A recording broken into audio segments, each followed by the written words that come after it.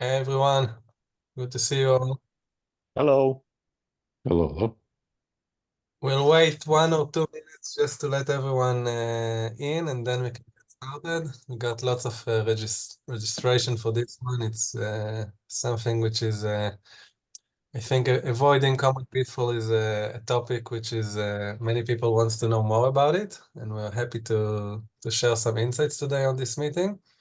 So we'll get started in a minute. I'm seeing many familiar faces here, so it's good to see you.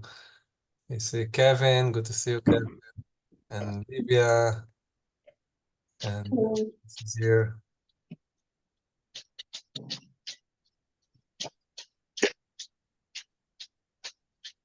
See that Stanley is here. Okay, so let's get started, and more people will join, and Billy will let them in. So hi everyone, thank you for joining our session today. Today we actually have a very unique session. We invited James Lawson, who is actually a learning designer expert, and have a mutual session about how to avoid common pitfall when you build and design your Okay. program. Okay, my dear. Love you. Bye. Yeah, Billy, you can put everyone on mute. And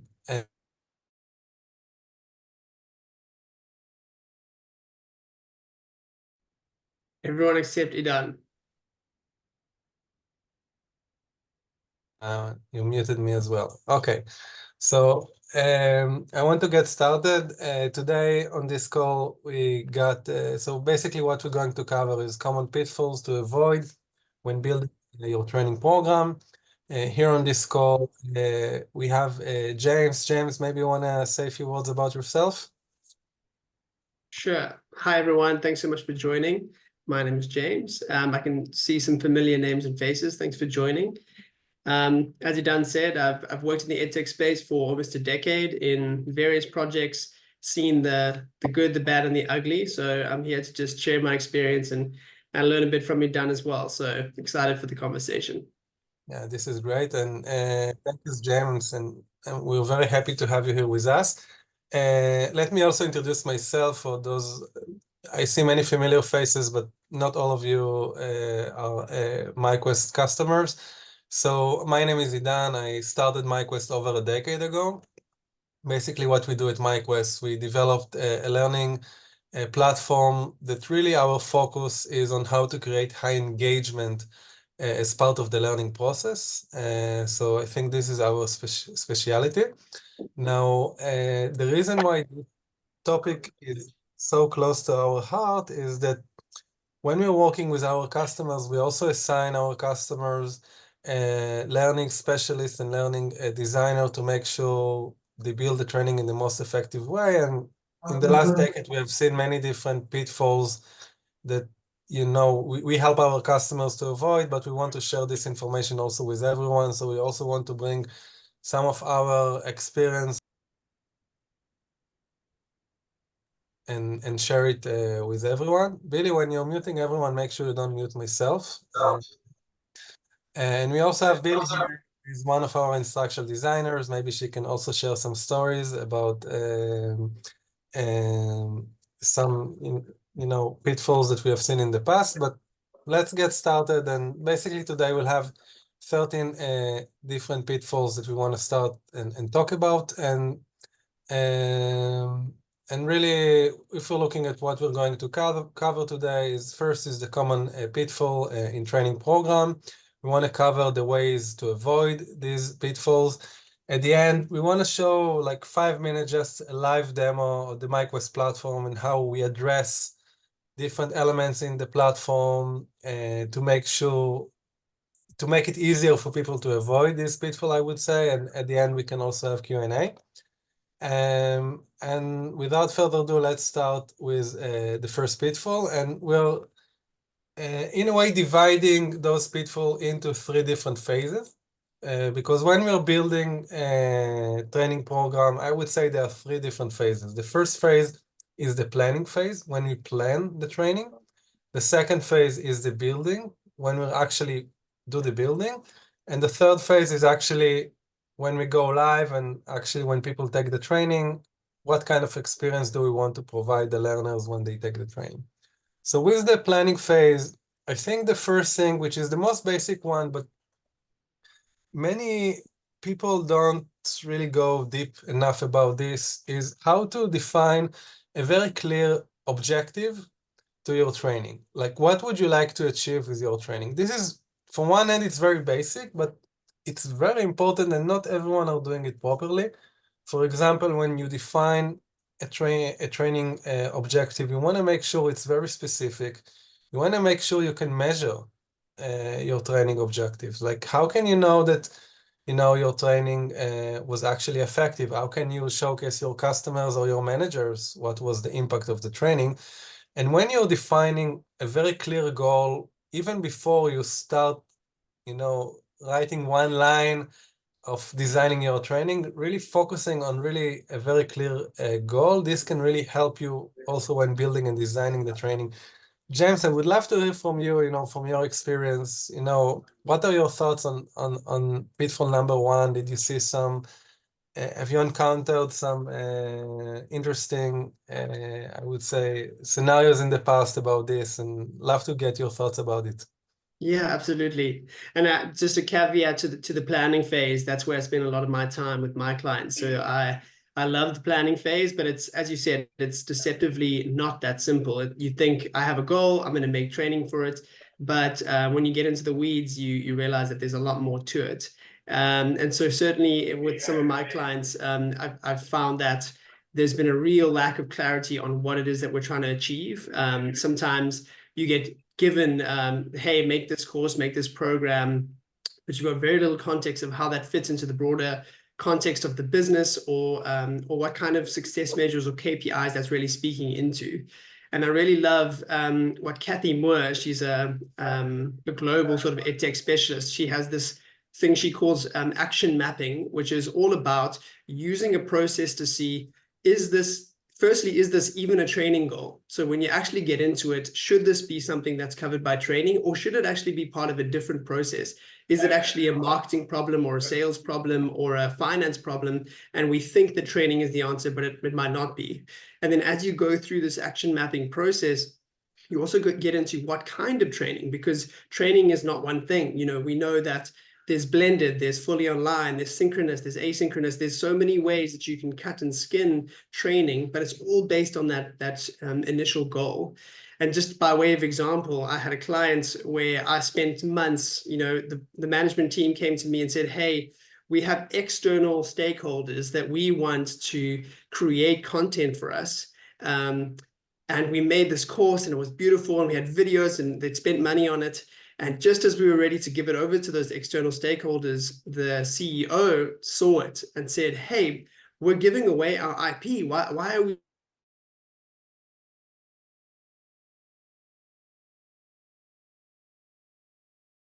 What is management trying to do? What did they think the objective was? And what the CEO saw as important. And so you can lose so much time and money and investment when you don't have those goals mapped out in the beginning.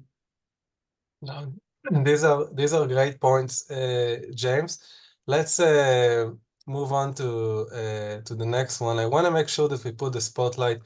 Can everyone see the presentation again in your spotlight? Okay, great.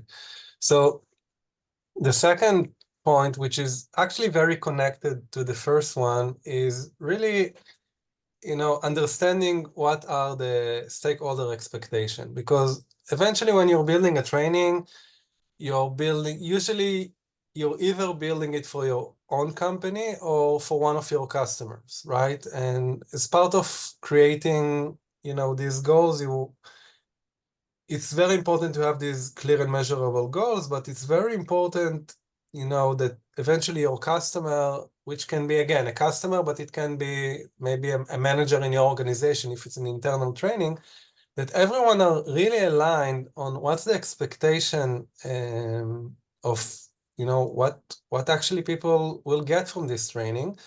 And many times we have seen that, trainers can build one thing, and there is some misconception at the customer that they can get a different thing, right? And you don't want to find this, down the road. You want to be aligned about this from day one, even before you start building the training, because this can really make a huge impact. And James, I would love to get your thoughts on this point. Yeah, absolutely. Everything that you said, totally agree with. I think for me, this is the heart and soul of learning design. There's lots of names for it now: learning experience design, learning technologist, but there's a suite of roles that now exist that really help to support this, the structured development. And so you mentioned in the beginning that there's this three-part process, and that's helpful for us to look at when you look at these pitfalls. But in learning and development, and especially online learning, we know there's even a broader framework. Some call it ADDIE, some call it SAM. There's iterative approaches, but there are tried and tested ways to go through the process. And then also just in how we chunk and sequence our content, that has to be done quite deliberately. So these are specialized roles that exist to make sure that we get the most out of the content. And most importantly, I would say, sort of holding the line of having a golden thread that goes through the whole training, where one piece leads to another piece, leads to another piece. And that's one thing where I like to advocate for something I call backwards design, which is really looking at what is the outcome we want at the end for learners to walk away with, and then designing backwards from there, as opposed to having a bunch of content or slides or documents and saying, look at all this content that we have, let's create a course. So if we look firstly at what it is, again, similar to the goal, but here it's going backwards from what we actively want students to be able to do by the end of a course or lesson. We can then structure our content, our assessments, our videos, whatever pieces we want to have that all speaks to this particular outcome. So there's just a real intentionality around designing with that in mind. And actually, what you're saying is really connected to our next pitfall, which is skipping structural development. And I think this is a pitfall that many people who start building a training, they know, I want to do this video and I want to talk about this and I want to talk about this, but they don't try to look at the picture, from above. And really first, when you're building a training, you need to focus on the outline of the training. So what's the structure? What are the build? You can think about it like, what are the big, stones that you want to put here? And then, all the content, this is the small stones that you put, beneath the big stones. But you always want to focus first on really understanding the flow of the entire training process, right? And I wouldn't even worry about the content itself, but first I would try to really focus on the design, and only then I would start producing the content. Because what happened when you go the other way around is that, the training might not be very coherent, and it might not also, maybe you're going to produce a piece of content and then you understand it's not the right place for it, or maybe you need to change it. So actually, when companies are not starting with, or training designers, when they're not starting with, okay, really try to understand what is the story I want to tell you, what is the path, well, what are the modules, the big modules, what do I want to do in each module, and only then they actually go to produce the content. This can really affect the training. Actually, one of the things that we're doing with our customers, the first thing that we're doing when someone is going to build a new training, we're sending them a worksheet which is actually focused just on this. What are the levels or the module of your training, and what are the missions or the lessons of your training? And they just need to write, one line about each module or one line about each lesson or mission, not more than this. And really try to imagine the flow of, it's like you're taking people on a journey. So where do you take those people, right? And then you can feel, I think it's a very different process than writing a book. Sometimes when people are writing a book, they start telling the story and then they just go with that story. Here, when you're building a training, you really want to know before you build a story where you want to lead people. And James, love to hear your thoughts on this point. Yeah, I mean, I think you covered it perfectly. I think to tie it back to the previous point about stakeholders and their expectations, I think you're right. Writing a book is quite a solo thing. You can kind of pull for your own mind. You can be imaginative. You can kind of work on it for months by yourself. But I think the key challenge is actually keeping in mind all the various stakeholders and their needs as you start to design. And I think for me, particularly having a human-centered stance on how you do that design. So thinking, I'm talking to so many stakeholders, whether it be investors, whether it be internal, my manager, maybe a content expert, and you have to take all those things into consideration. But at the end of the day, it's about the learner that you're trying to serve. So I think that's where those things come into play. Firstly, yes, we need to think and we need to collaborate with all these various stakeholders and find ways to do that. I use a series of workshops in an analysis and design phase to try and get all those stakeholders together and create that alignment. But ultimately, the thing that I use as you do not pass barrier is this good for the learner at the end of the day? And then we can start to look at all of the ideas and thoughts and content we want to put in there through the lens of what is best for the learners as we can define them, and then hopefully test it with them as well to see that they're in agreement, as you were saying earlier. Actually get them as part of the process, whether it's a form or focus groups or whatever. We want to try and get as much information from our end users so that we can validate what we're designing. James, do you have some examples of customers you worked in the past that, one of those pitfalls in the planning phase that we covered so far, like, or interesting story that happened to one of your customers? Absolutely. I mean, we're talking about pitfalls. So I had a client who was a big insurance firm, and we had all the departments. In a 1,000+ business, you have all these different departments. And when it came to learning and development, you've got technology, you've got HR, you've got content, you've got marketing, branding, all of these stakeholders involved. And I think when we got into the design, we had agreed with certain stakeholders what it was going to look like. We got down the line. And then when we came together, and particularly with technology, there was that misalignment of their expectation of what is going to be needed from the technology team. There was a big concern around that.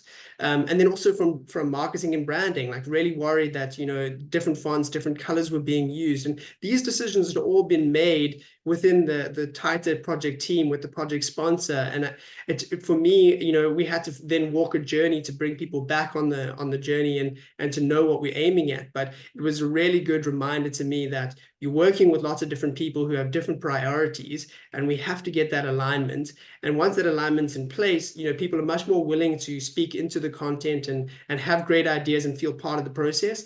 But if they don't feel like they've been brought along the journey, things can easily fall apart. No, this is a great story.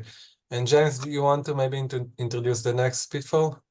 Yeah, absolutely. So we're looking at premature video production. And I know a lot of my clients say to me, we want to do a video-based course. They've looked at Coursera or Udemy or something like that, and they see, a string of videos, even LinkedIn Learning. And they just get really excited because it's a visual medium. You can have there's so many things you can do with it, animation, all kinds of things. And they want to jump straight into scripting and shooting and all those kinds of things. But that can sometimes pose some challenges. What have you seen and done in terms of how clients have sometimes jumped the gun on that? Yeah, I think this is a very classic pitfall, I would say, because people get excited from videos because, eventually this might be, the most significant part of a training, which is a video-based training. But the thing is, when you go to the videos before you really know the outline and you've built all the content, then producing videos is an expensive process. Now with AI, it might be cheaper, but let's say until today, and still today with AI, it's much more complex to produce a video versus, just writing one page of, instruction for the learner, right? Now, what happened, and we've seen it with many customers who came to us, so many people already start produce the videos, but then after they finalize the outline and finalize all the text and the quizzes and everything in the training, they've realized that they need to change the videos. And then many people had to do videos multiple times, and some people even, invested lots of money in these videos, right? And because the video is the most, in a way, the most heavy lift, I would say, in the training, I would keep it as the last thing. I would finalize the outline. I would add all the quizzes, add all the scripts, all the questions, like really know everything. You look at your training, you see that it's like, actually, this is what you want to do. Now go and produce the videos. Now, sometimes you already have videos and you want to build on top of that training, but this is a different story. But if you start from scratch, keep the videos as the last thing. This can save you lots of time and money. Absolutely. Yeah, so we just finished the planning phase. Just to do a quick recap, reflection is very important element to knowledge retention. So let's stick to what we preached. So the first thing was make sure that you create measurable training objectives and goals. Know where you want to take the learners. Second, make sure that you align all different stakeholder expectation. The third in the planning is make sure that you're working in a structured way. Start with the outline of the training. Know what are the modules, then know what are the lessons or the missions, and then go produce the text-based content and keep the video as the last piece. So I think these are some tips for the planning phase. Before we move on to the next phase, love to hear here on the chat. Anyone has any, maybe you want to share a story of one of these tips that happened to you in the past, or a pitfall that you already encountered, and now you'll know not to do this anymore, or like if anyone wants to share any kind of story. I see that John Heck wrote that he learned this on the hard way. John, this was on the video production.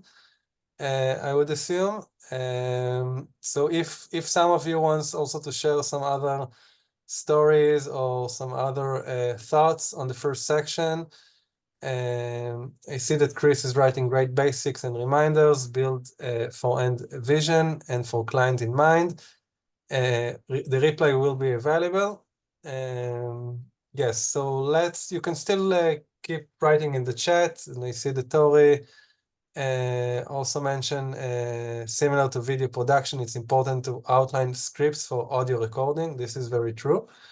We can do a webinar just about video production. It's a top, like basically each pitfall here, it's like a topic by itself. Even just talking about how to define goals, there are so many different, methodologies and best practices on how to define the goals for the training. This is why we always love to work closely with our customers, same as James, to make sure you're doing each one of these steps in the most effective way. Now let's go and talk a little bit about the building phase. And the first thing I wanted to talk about is lack of content variety. James, maybe you want to talk a little bit about this? Yeah, absolutely. I think this is one of the places where customers get a little bit overwhelmed, because they think, if I'm doing online learning, I need to do all kinds of different activities to keep my learners engaged. And to an extent, I would agree with that. But I think it's really about that strategy of what are you trying to get them to do and why. So we were talking, Edan and myself, the other day about this debate about learning styles, and how, that's kind of, a lot of people have just tried to debunk that, and I think that that's very valid. I think there's learning preferences, and I mean, ultimately, most people would rather have something like video that's more visual. It's got everything. It's got audio, it's got visual, it's got colors and brands, and it's always going to be sort of more interesting than a long text document.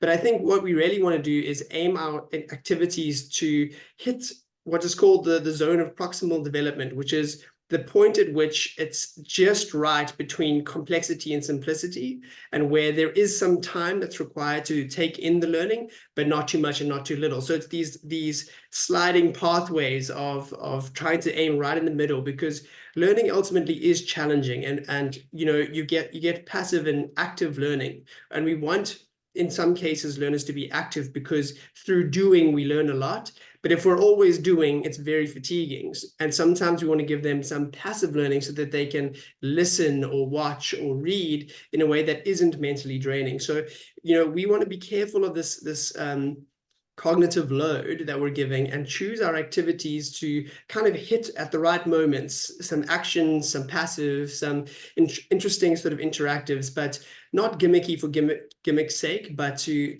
provide a really enjoyable learning experience for that particular user profile. No, actually what you said is very interesting, like in a way to balance active and passive learning. You can also take it to the way I love to look at learning. You want to give people,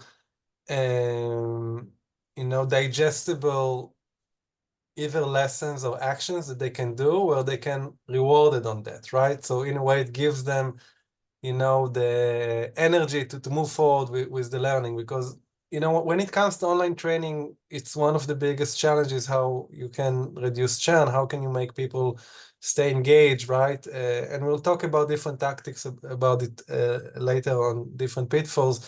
But it's very important, as James mentioned, to remember, every person has its own preference. I just spoke with Billy about this today. So Billy, for her to remember something, she needs to read it and then to write it down to herself, right? And some people really are very visual and like to see images, or some people like, to read long text, and some people just want to listen. And the best practice is to create, in a way, a learning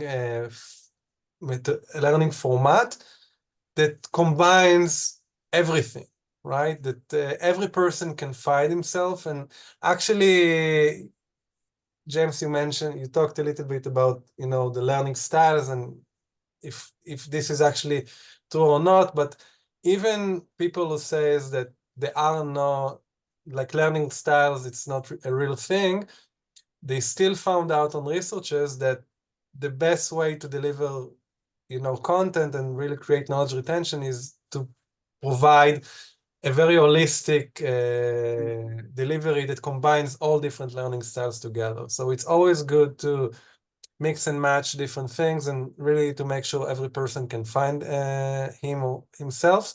And later on, when we'll do a quick demo on myQuest, we can show you how we incorporated that principle in the way we deliver the training.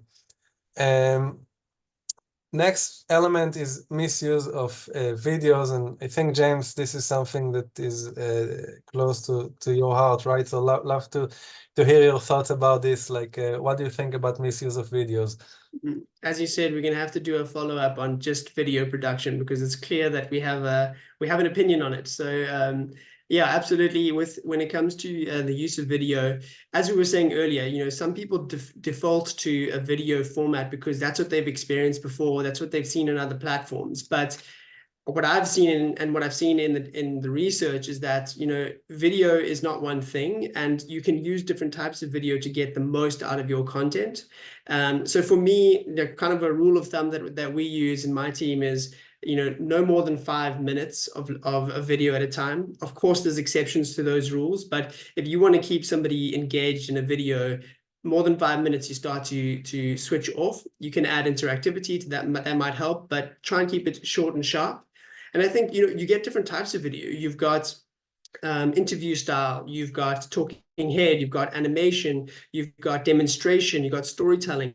So I think, having a really good understanding of what you want to use this medium for and what are you going to get the most transfer from is really, really important.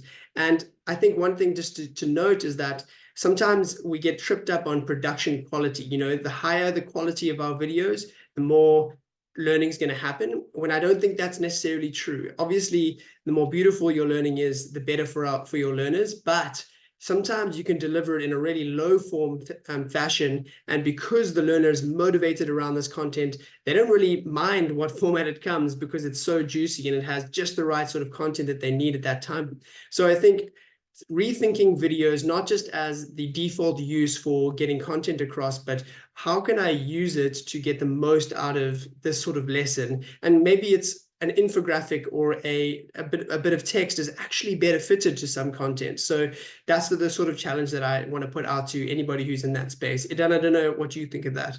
No, I think you're spot on. And, you know, with video, again, it's like, it's a huge topic that we can just talk just about videos, but we always tell our customers, you don't go and, you know, you don't need to go to a production company to create fancy videos. Eventually, you know, look today on social medias, right? Like you got people who just take their phone and when they tell an interesting story, you know, people are watching, people are there. So it's really, you know, I would think about it from a storytelling perspective, right? How can you tell a very good story? How can you keep people engaged in this video? And obviously audio quality is very important, but besides this, like I think what's really important is what is the story that you're telling. And you talked a little bit about the length of the video, and we're gonna cover it later on in our next Pitfall, like lengthy video. And you know, back then I think it was very common to see videos of like 1 hour video. And the problem with 1 hour video is that people are losing their attention span. It's very difficult to keep people engaged. Even you can see here at the webinar, I'm sure that the vast majority of the people here are less engaged right now with what we're saying compared to 20 minutes ago. Because this, and if you're engaged at the same level, then we're doing a very good job. And now, I'm not saying it's not possible, but if you want to keep a best practice of, like, if your content is like amazing and people like really eager to learn from it, you can give them 1 hour video and it will be fine. But if the content like is not like really, really interesting, the best practice is to keep short videos. Here we wrote 6 to 8 minutes. James even took it to 5 minutes. But you really want to make sure that, you know, you want to break down, this is like the micro learning, you want to break down the learning into small digestible pieces. Remember, today we're living in an era where attention span is very short, like we're overloaded with so much information. So keep it easy for people. And James, do you want to add anything on this? No, I think you've nailed it. I think we've covered video in a good way, and I want to leave some for our next webinar. But if we can move into the next one, I think it kind of plays into it a little bit, you know, because we talk about video on the one hand, but then on the other hand, we talk about text. And so, I mean, I think text has its place, and we need to be quite careful about it. And so this pitfall is about overloading in text. And how have you thought, or how has your team thought about dealing with text in a way that doesn't overload the learner? No, that's an interesting point. You know, I remember back then we used to work with someone who was like he used to write ads for like billboards and newspaper, talking in the 80s or the 90s. It was like a big show then. Like people would pay him so much money just to come up with like one line for an ad. And he was our mentor. I think it was 2016 or 17, a long time ago. And one of the things that he told me that really resonates with me, he told me that every word should pay its rent. Like you really want, and when he was referring to it, he was referring more to like copy of marketing copy, right? But this also applies to training, right? Like more is not, like sometimes less is more. Like you wanna, everything that you're writing in text, you really want to make sure that it actually adds value to the learner, right? Like obviously you do want to tell the story. Again, I'm always go back to storytelling. I think it's very important to tell a story as part of the learning, but don't overwhelm people with so much text. There is about 11 or 12% of the population that really likes long text. Like some people really likes, give me some more information. It's about communication style. So about 11% really wants to have lots of text, and then you can add some extra attachment or more info if someone wants to learn more. But for the vast majority of the learners, keep it short, keep it simple. It will make everyone's lives easier and will help people to digest the content. Next one. One thing I would add to that, sorry, Dan, is just for me, text is really useful for framing your other content. And, we call it microcopy where I work, and it's using text as a way to introduce or conclude or create reflection. So it's kind of the golden thread that wraps the videos and the quizzes and all the other nice little pieces. We can dump on text sometimes and think it's, such an old format of producing information. But I think if you use it right, it's such a golden way to keep the narrative going and to help guide people. In online learning, you don't always have a facilitator. You don't always have a trainer who can help you get through the content. And so our text and the way we plan it and drop it in between media is really starts to be where the guide is. And so we want to use text in certain elements. And sometimes there's no better form than some really good, well-written text, as you said. No, I agree with you. Eventually, text is the original form where we read stories, right? Like we read books, and even if you have videos, you can create connection between those videos with some text, and it makes the training much richer. The next one is complex language and jargon. So really, this is more relevant for professional training. Make sure that your audience is, familiar with your jargon. It might be maybe a jargon around a specific profession. It might be, you can also think about it from a language barrier. Sometimes you want to use a simple language and not very complicated, even like in English, complicated language, because maybe some of your learners are not native English speaker. I don't know. It really depends on what do you deliver and who is your target audience, but you really want to think about this. You really want to think, who is my target audience, and are they is this the way that they actually speak, right? And you want, in a way, to align the way you speak to the way your target audience is communicating. James, you want to add anything on this? Yeah, so if you want to look into it, there's this thing called personalization principle in learning, which really speaks to exactly what you're saying. It's actually proven that when you learn in a more informal conversational style and tone of voice, it's easier for you to learn. So sometimes, especially in the professional world, we feel we need to put the jargon, we need to put the big language to make it sound credible. But actually, that can be, a distractor from what we're trying to say. And actually, like I have a client at the moment where we've created upwards of 80 courses in various domains. And I mean, of course, in the text and in the language of the videos, we wanted it to be quite simple, but we've actually gone a step further in ongoing development to what we're calling sort of cultural agility. It doesn't mean the same thing in different places, and we need to be aware of that. And so in some cases, we are tweaking the text so that it's more inclusive of other people's understanding of language. And in other cases, really making changes to courses and to videos where it doesn't make sense in that cultural context. So, it starts with language and jargon, but it goes as far as sort of cultural inclusion to not only come from your point of view, from our perspective, a Western point of view, English speaking. I work in a sub-Saharan African context, and often my learners are not like me. And so I need to be thinking about, what other language might they speak? Do we need to do translation? Should videos have closed captions? So these are the kinds of thinking things. One tip just on jargon is, in the beginning of a course, I like to have, a downloadable PDF of just all the words and acronyms and things you'd need to know, just so that's a downloadable that you can keep for some just-in-time learning. And when there's key terms and items, to maybe have like a quiz in the beginning where you're actually pulling out those key words and phrases and having learners sort of play with them. So do you know the definition of this? Can you match it up with these other definitions, so that you are reinforcing those meanings, so that when they get through the training, they can recognize it because they've already played with it. So we want to sort of have active participation in language sometimes. No, actually, it's a great exercise to quiz people on the jargon. And thank you, James, for this. So we just completed the building phase. So let's do a quick recap on what we had. We talked about content variety. Make sure that you address different learning preference.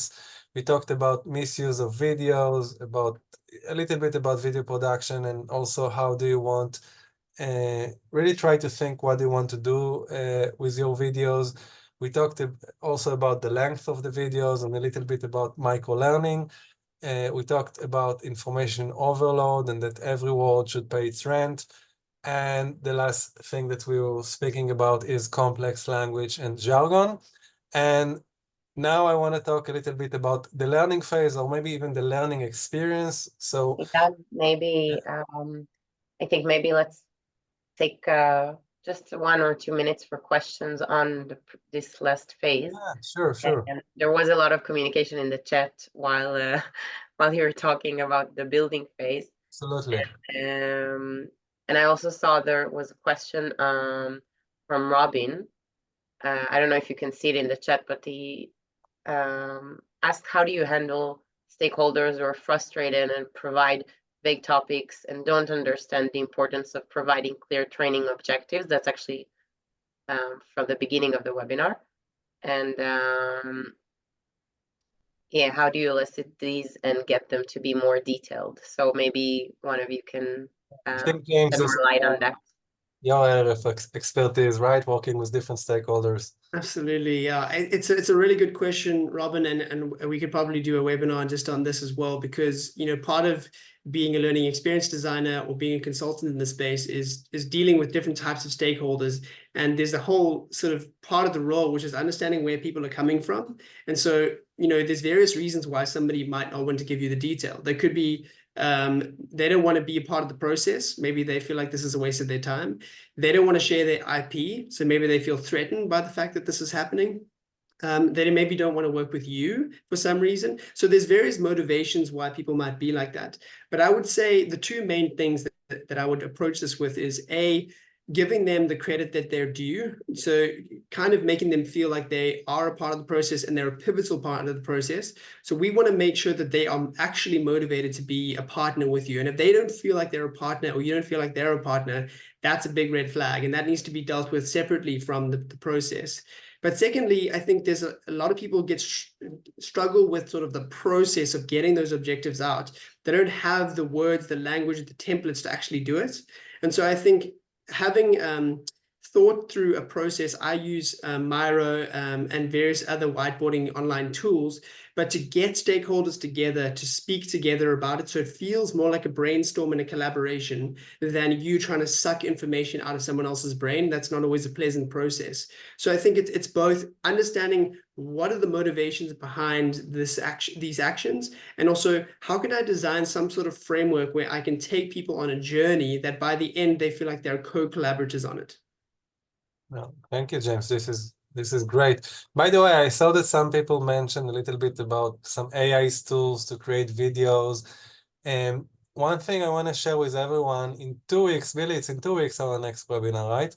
Yeah, it's exactly in 2 weeks. Exactly in 2 weeks, we're going to have another webinar with another amazing instructional designer, which is going to focus about how to utilize AI to build your training in the most effective way. So stay tuned. Billy should send some emails about this, I think next week, right, Billy? Yeah, we'll share an invitation next week. We'll share the invitation. This is going to be very interesting. And the end of it, you're also going to get like a practical guide of all of the different tools. So you want to make sure you don't miss this one. And so let's go and talk a little bit about the learning experience phase and what kind of learning experience you want to create with your training. And I think the next point, probably our customer heard it so many times, but really it's all about active learning and create experiential learning. One of the biggest, I think, pitfall that we're seeing today in the online learning world is that people expect learners to just watch passively, watch videos or read documents and create new skills based on this. And this is not how people learn. This is not how people create skills. In order for people really to create knowledge retention, in order to really create a new skills, we need to create a combination of passive learning, where we just listen to something, and active learning, where ideally we practice what we've just learned. So if it's, for example, a leadership training, and now I'm learning how to provide feedback to my team, make sure they go and provide feedback. And then ideally they can go reflect back on this and then get feedback from you on this as well. But this is very important. And we actually published an ebook about different types of activity that you can do. So if some of you are interested in that ebook, you can write it here on the chat, and Billy can also send it to send you this after this webinar. But it's very, very important, really, always when you build a lesson, try to think, what do I want people to do here? And it can be something in the real world, like the example I just gave, provide feedback to my team. But it can be, maybe answer 1 or 2 questions about it, or answer a quiz about it, or maybe have a simulation, or like there are many different type of activities. But you really want to keep this in your mind. James, I'd love to hear your thoughts on this point. Yeah, absolutely. I think I'm going to come back to this in one of the next slides, because I think this really speaks to how you evaluate and how you assess. Because active learning, like some of the examples you mentioned, reflection or talking to your team, you want to have feedback loops that you can actually track over time.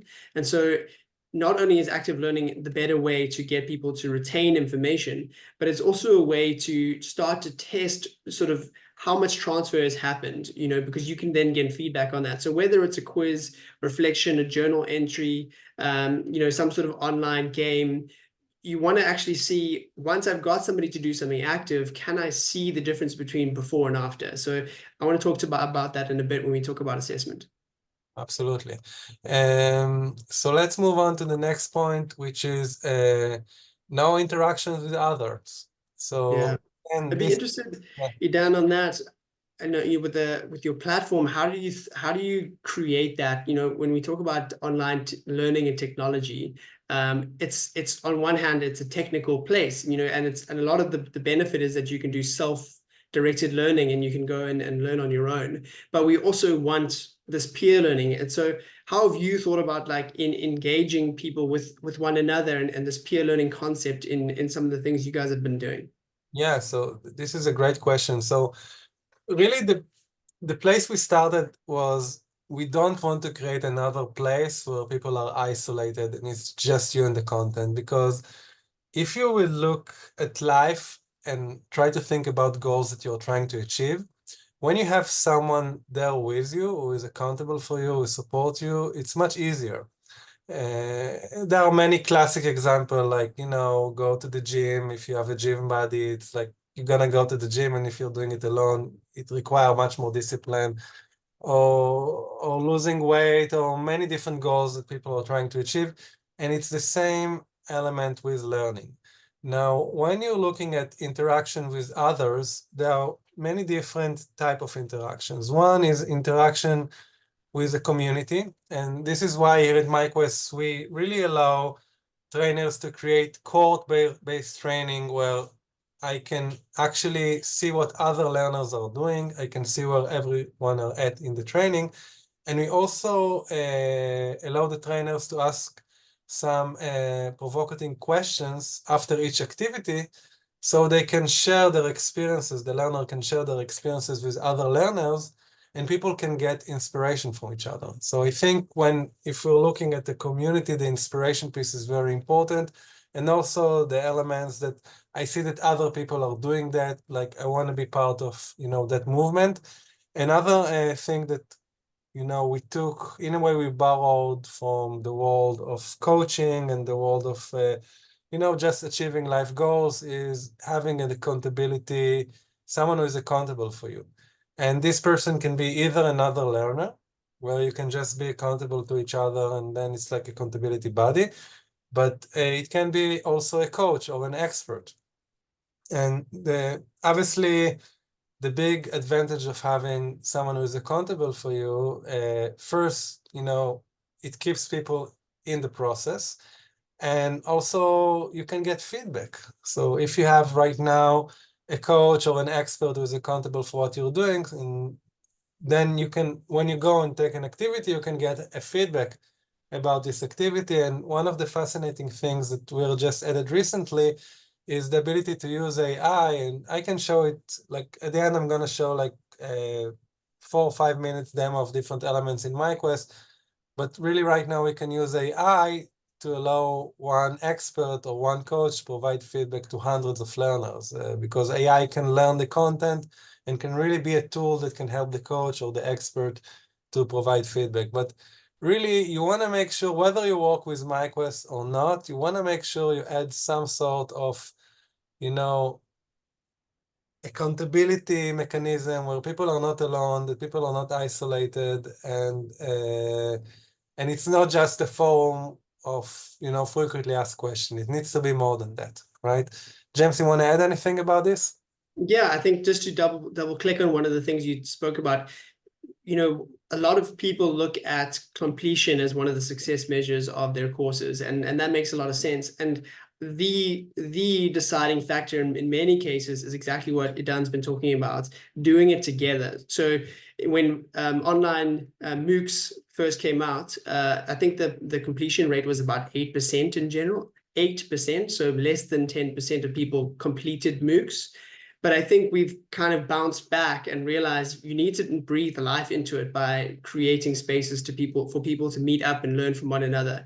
And so I know that there's whole companies and agencies that build their services around this cohort-based learning. And I think that's something really to consider. Yes, it's less scalable in a sense because you're having to get people to talk to one another. There's some intricacies in the design, but you get outsized reward by having people working together. And your completion rates will definitely see an uptick. Absolutely. Now we have 8 more minutes, so we'll try to do the last one quickly. Pitfall number 12, meaningless assessment. I know, James, you wanted to talk about this one. Yeah, I'll be brief, but I think for me, it's when you're coming into the online learning space for the first time, you think about having, similar to school, you learn and then you do an assessment at the end, and then that grade is, you know, a success measure. But I think actually, if we think about what assessment's trying to do, it's trying to see learning transfer, and there's lots of ways to do that. And we spoke earlier about active and passive, and I think it's particularly in spaces where it's very practical and we wanting people to walk away with skills and competencies. Our assessments should be based on those skills and competencies, not on their ability to recall information. So, you know, we have multiple choice questions and they have their place, but we want to see that people can do the things that they've been learning to do. And just the learning designers in the call would know of something called Bloom's taxonomy, which really looks at the different levels at which we are wanting people to understand the content, from basic recall and memory to right at the top, creativity and action. And so we can also look at our assessments in the same way. We want our assessments to look at whether, if it's recall, if it's just memory, great, let's do some MCQs. But if it's skills and if it's activities, we need to simulate that in some way, whether it's online or offline. And so the point here is think about your assessments and think about the metrics that come out of that. If it's a grade, maybe for certification, that's important, but in many cases, the grade isn't the important thing. It's the feedback that's important. So hand in hand with assessment comes feedback, and feedback is really where a lot of the learning happens, even more so in some cases than the content coming in. I agree. And this is why we also talked about active learning and feedback. These are really the mechanisms that build the skills, right? I remember back in my days at school and also in university, I could learn from a test, and 2 weeks later, like at the day of the test, I would know everything by heart, and 2 weeks later, I could barely remember what I learned. So, you know, because I just memorize everything, and, you know, this is not how you really build skills. Yeah. And the last one, I'll intro you here. I think it speaks to this assessment piece, pitfall number 13, using learning analytics. And so this goes with assessment. So you assess so that you can get data and you have online learning, and there's so many more data points than when you do things live training or in the classroom. And so this learning analytics is super important, but sometimes can be overwhelming, or sometimes we don't know what analytics we have access to. So Idan, how do you think about using learning analytics in a way that kind of takes your design forward? Yeah, I think with analytics, it's important to have a view of analytics first for each one of the learners to see where they're at and where, if people got stuck. But it's very important also to have analytics on the training itself to really understand, where people are stuck at the process, or what's the retention rate. Like, people are stick with the training, I don't know, whether it's for 5 days or for 10 days, and really then go back to your training and look again at what you've built and try to modify and iterate on this. Because I think what's happening many times that people are building training, and then this is like the product, and they just go with that. And we need to remember that it's very hard to build something perfect, at the first time that you're gonna release it. It's very important to get feedback from people about the training, but also look at the analytics and then go back to the training and see what you can modify and change it. I think this is something that not many people are doing, but it can really increase the quality of your training. Now, I want to show you real quick, we talked a little bit about different principles. I want to show you real quick, how do we implement some of these principles with our platform. So just for you that are not familiar, myQuest is a learning platform. We allow learning designers and training companies and companies to build training with our platform. Now, this is for an example of a training within our platform where, first of all, we talked about active learning. So we really want to make sure that people are taking action. So we don't have lessons. Here we actually have missions. We always want to make sure people are taking an action step.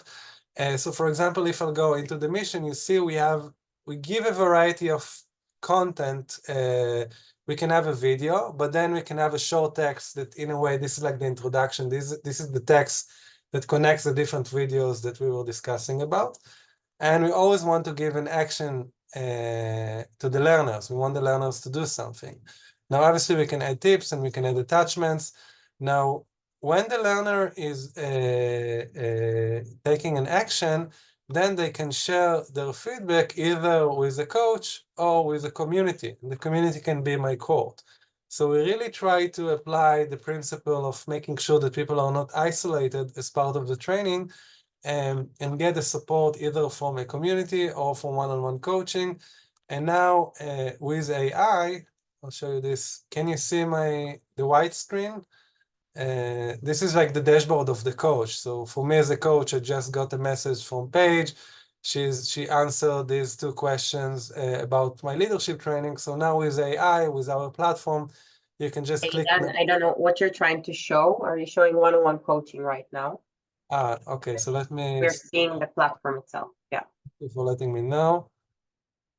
So can you see my screen right now? Yes, now you're showing. For example, this is the coaching panel. So I just got a message from one of my learners. So we allow you to support people on a personal basis or on a group basis. And you can even use AI, like I just got this message from one of my learners. So I can click on AI. AI can learn all of your content. And the AI basically can generate response that match your tone of voice and match your content.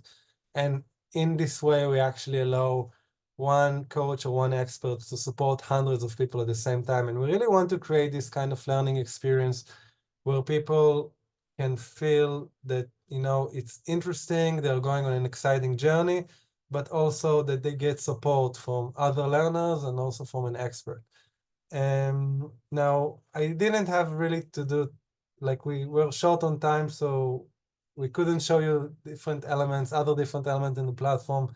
But if some of you are interested to learn more on how we build our unique learning format, Billy can put a link here on the chat so you can book a call with us. I already put the link to book a call with us, and also to James' LinkedIn profile for more information on his work. Yeah, so maybe let's take just a few minutes for questions. Yeah, let's do a few minutes for questions. James, do you want to tell a little bit about your services and your work and how people can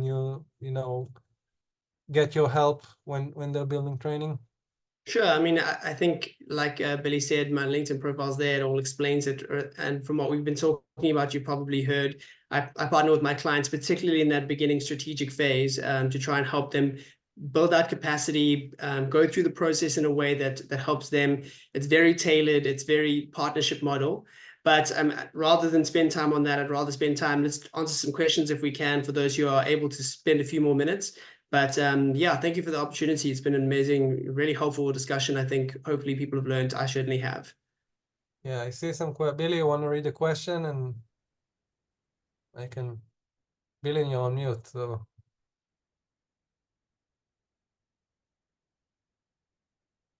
Billy, we can't hear you. Sorry, I was saying I was typing answers to questions.